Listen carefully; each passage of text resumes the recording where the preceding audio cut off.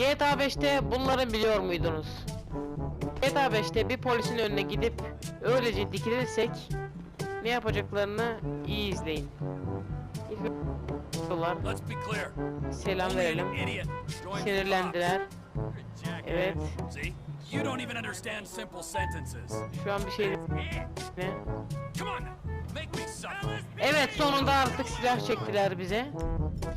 Biz de tabi silah headshot polisleri vurduk. Tabi bunları sakın evde denemeyin.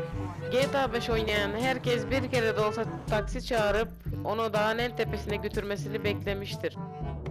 Veya denemiştir. Şöyle taksiye biniyorum. Bakalım arkadaşlar geç dağın en tepesine götürecek mi? Ve evet arkadaşlar, gördüğünüz gibi bizi dağın yanında bıraktı ama maalesef çıkaramadı yukarıya.